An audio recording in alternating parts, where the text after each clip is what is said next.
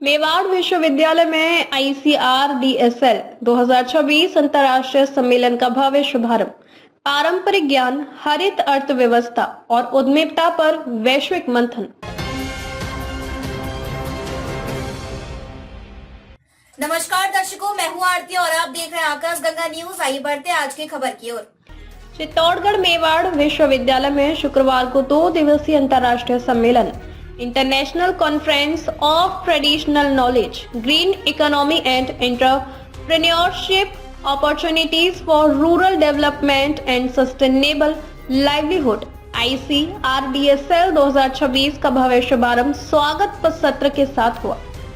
स्वागत उद्बोधन देते हुए विश्वविद्यालय की डीन एकेडमिक्स डॉक्टर दीपक व्यास ने देश विदेश से पधारे विद्वानों एवं विशेषज्ञों का अभिनंदन करते हुए कहा कि यह सम्मेलन पारंपरिक ज्ञान, हरित अर्थव्यवस्था तथा ग्रामीण आजीविका के क्षेत्र में नए आयाम स्थापित करने में महत्वपूर्ण भूमिका निभाएगा।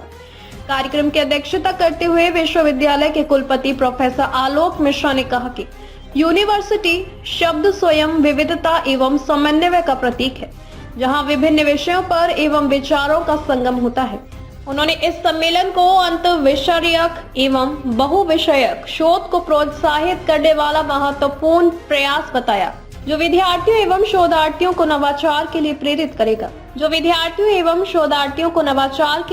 करेगा। सम्मेलन के मुख्य अतिथि भारतीय विदेश सेवा के अधिकारी श्री सिद्धार्थ राजहंस ने अपने उद्बोधन में सतत विकास की आवश्यकता पर बल देते हुए संयुक्त राष्ट्र के सतत विकास लक्ष्यों का उल्लेख किया। उन्होंने भारत को नॉलेज इकोनॉमी के रूप में विकसित करने की आवश्यकता पर प्रकाश डालते हुए पूर्व राष्ट्रपति डॉक्टर APJ अब्दुल कलाम के विचारों का उल्लेख किया। उन्होंने विद्यार्थियों को अंतर्विषयक शिक्षा, नवाचार एवं शोध की दिशा में आगे बढ़ने का आह्वान किया तथा विकसित भारत 2047 के लक्ष्य की प्राप्ति में युवाओं की महत्वपूर्ण भूमिका पर जोर दिया।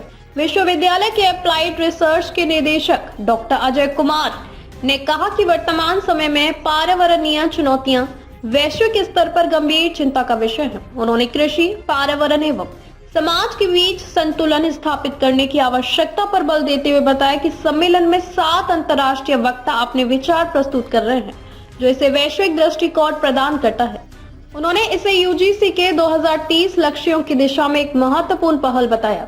विशेष अतिथि डॉक्टर प्रेम कुमार IIS एवं OSD Indian institute of mass communication नई दिल्ली ने अपने उद्बोधन में रीच टू अनरीच की अवधारणा पर विशेष जोर दिया, जो मेवाड़ विश्वविद्यालय के मूल उद्देश्यों से भी जुड़ी हुई है। उन्होंने कहा कि ग्रामीण क्षेत्रों में कार्य करते हुए उन्होंने उन समुदायों तक पहुंचने का प्रयास किया जहां शिक्षा एवं संसाधनों की पहुंच सीमित है।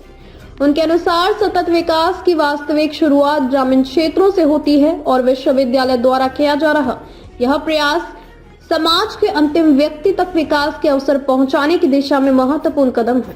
मोहनलाल सुखाड़िया विश्वविद्यालय के FMS के निदेशक डॉक्टर हनुमान प्रसाद ने ट्रेडिशनल नॉलेज की प्रासंगिकता पर प्रकाश डालते हुए कहा कि पारंपरिक ज्ञान और उद्यमिता का संबंध समस्या समाधान, जोखिम लेने और लक्ष्य निर्धारण की क्षमता को विकसित करता है।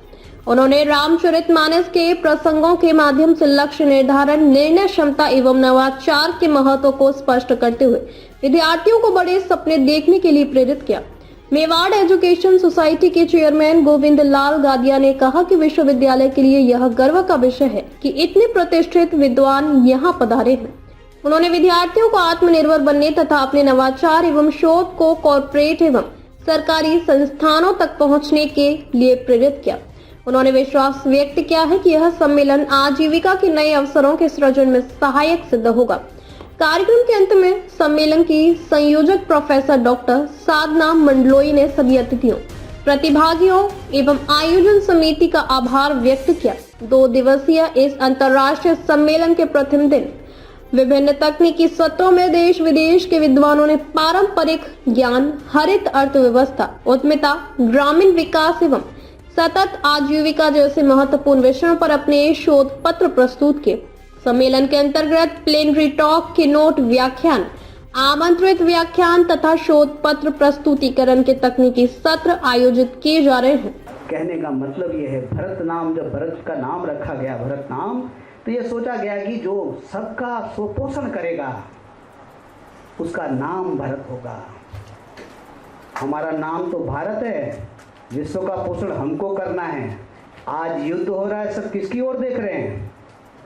भारत की ओर देख रहे हैं। भारत समझौता करवाएगा।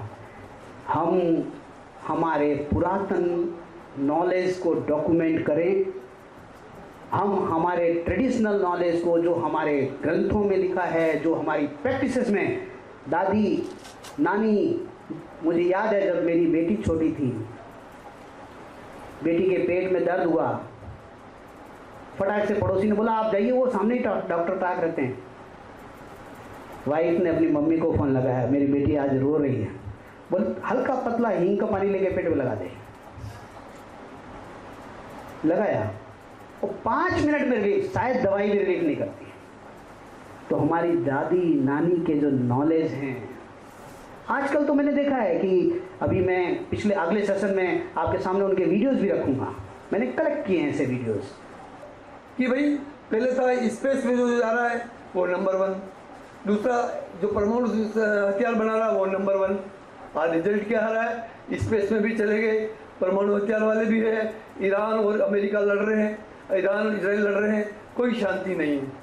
लेकिन जिसके पास उत्पादन क्षमता ज़्यादा है, Australia, Canada, Ukraine, Russia, China, यानी जहाँ जिन्होंने रिसोर्सेज का उपयोग किया है वो आज नंबर 1, आज प्रमुख है।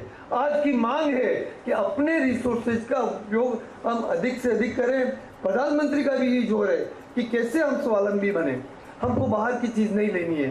हम अब देखो माल पड़ा हुआ है लेकिन हमारे पास समुद्री जहाज नहीं, वो माल कैसे लाएं? तो जहाज जिनके पास है वो किराया बहुत ज़्यादा मांग रहे हैं, बहुत भारी परेशानी आ गई। क्यों? जहाज वो अब मार्केटिंग का ज़माना है, तो माल आ नहीं रहा, जो रिस्क लेगा वो पैसा ज़्यादा लेगा। तो हमारे खुद के जहाज होते तो आते। तो कहने का मतलब हमारा मैन्युफैक्चरिंग होना चाहिए, हमारा बाद तो Society for generations, it is mostly indigenous. I'm not saying 100% indigenous, and mostly indigenous. Then local knowledge of soil, flora, fauna, rocks, minerals, medicinal plants, folk science and traditional technology. Tangible and intangible areas, aspect of society. For example, understanding of, if you look at the folk science, temperature, heat, centrifugal force, metal making, medicinal knowledge system and so on. Today I am focusing only on metal technology. Next. I don't know how many of you know when exactly metal using started in South Asia or in the rest of the world. But in South Asia, actually it is a site called Mehergarh in Pakistan now.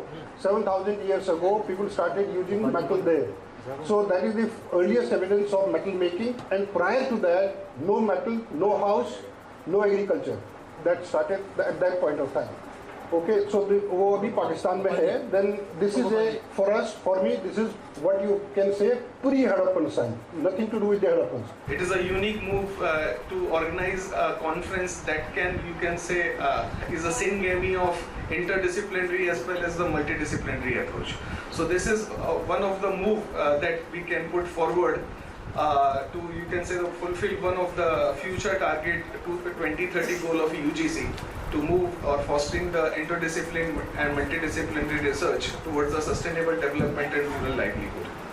So I extend my best wishes to all the oral poster presentations, and my best regards to our speakers who will be demonstrating their research work and years of expertise, and so I welcome again everyone and thank you very much. Best wishes. Right, ये global south क्या है दोस्तों? South अगर आप शब्द समझते हैं तो हम नीचे के हिस्से को कहते हैं किसी भी स्फीयर के। The global south my friends refers to the southern hemisphere of the globe. अगर हम सदर्न हेमिस्फीयर की बात कर रहे हैं तो आप सोच के देखिए, ज्यादातर देश जो अंडर डेवलप्ड या डेवलपिंग कैटेगरी में है वो सब धरती के निचले हिस्से में है, चाहे वो साउथ अमेरिका हो, चाहे वो अफ्रीकन यूनियन हो, with the exception of may be Singapore, Malaysia, Australia and New Zealand. A whole bunch of countries in this part of the world are also underdeveloped or developing. They all look up to India as a partner for peace, progress and everything. आप northern hemisphere को देखिए जिसमें आपके तमाम developed देश हैं, चाहे वो यूएस हो, चाहे वो वेस्टर्न यूरोप हो, चाहे वो जर्मनी हो, फ्रांस हो, all of these countries, Luxembourg, चाहे इधर आप बात करें रशिया की, जापान की, ये जितने देश अपने आप को डेवलप कहते हैं, जो नॉर्दर्न हेमिस्फीयर में हैं, they are all under conflict right now. All of the wars, from the Russia-Ukraine war to the Israel-Hamas issue to the recent condition with Iran and everything else. ऐसी ही खबरों को देखने के लिए बने रहिए आकाश गंगा न्यूज के साथ। अगर आपको हमारी खबर पसंद आई हो तो खबर को लाइक करें, सब्सक्राइब करें व शेयर जरूर करें। आपसे फिर होगी मुलाकात, तब तक के लिए नमस्कार।